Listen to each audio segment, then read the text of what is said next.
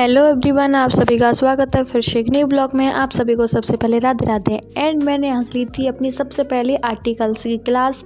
और मैंने आज अपनी आर्टिकल्स की जो क्लास ली थी वो मैंने खान सर से ली थी। और मैं आपको बताती हूँ इसमें मैंने क्या पढ़ा था। तो सबसे पहले ये सबसे मेन था जो आर्टिकल्स मैंने पढ़ा था उसमें था संयुक्त अधिवेशन से ये जो था वो जुड़ा हुआ था। और इसमें ये था कि जो संयुक्त अधिवेशन है वो ऑस्ट्रेलिया से लिया गया है। वो हम मतलब वहाँ का जो कॉन्स्टिट्यूशन था वहाँ से जी लिए जो है संयुक्त अधिवेशन जो है वो लिया गया है। और इसमें था कि संयुक्त अधिवेशन कब लाया जाता है। तो संयुक्त अधिवेशन तब लाया जाता है जब राज्यसभा और लोकसभा के बीच विवाद होता है। और जो संयुक्त अधिवेशन है वो बुलाता कौन है, तो वो राष्ट्रपति अधिवेशन बुलाते हैं। और इसके बाद था कि इस अधिवेशन की अध्यक्षता कौन करता है, तो लोकसभा के जो अध्यक्ष होते हैं वो ही इसकी अध्यक्षता करते हैं, मतलब कि उसकी देखभाल करते हैं, उसको सारा सब कुछ देखते हैं। और उसके बाद था कि संयुक्त अधिवेशन लाया कब कब जाता है, तो क्या क्या उसके मतलब रीज़न होते हैं। तो एक तो सबसे बड़ा उसका रीज़न होता है कि एक सदन द्वारा पारित विधेयक दूसरा सदन उसे अपनाने से मना करते, उसको अस्वीकार कर दे, तो जो है अधिवेशन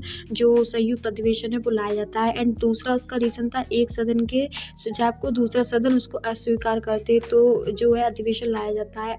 एंड उसके बाद मैंने अपनी पॉलिटी की क्लास ली थी और जिस मैंने चैप्टर का आज क्लास ली थी उस चैप्टर का नाम था हसियाईकरण की समझ।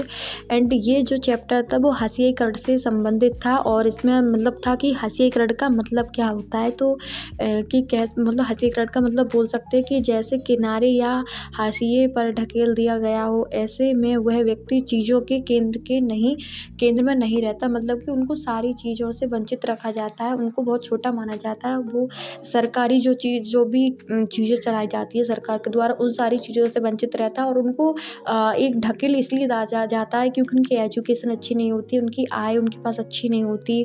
और बोल सकते हैं उनकी आय अच्छी नहीं है, उनके पास एजुकेशन अच्छी नहीं है, या उनकी आर्थिक स्थिति जो है वो अच्छी नहीं है। तो बहुत सारी ऐसे रीज़न हो सकते हैं जिस वजह से उनको बाहर निकाल दिया जाता है। और इसके अंतर्गत जो है जो हमारे वुमेन है वो आती हैं, और जो है आदिवासी लोग हैं वो भी आते हैं इसके अंतर्गत। और इसमें जो है जो हमारे मुस्लिम लोग होते हैं इनको भी बहुत ज़्यादा लिया जाता है। और उनको बहुत इस वजह से भी ले सकते हैं कि उनकी भाषा अलग है उन लोगों की, बोल सकते हैं, या फिर भाषा अलग है, या उनकी जो भगवान है उनकी बहुत सारी चीज़ें ऐसी हैं कि उनको इस वजह से जो है उनको अलग कर दिया जाता है। तो हंसी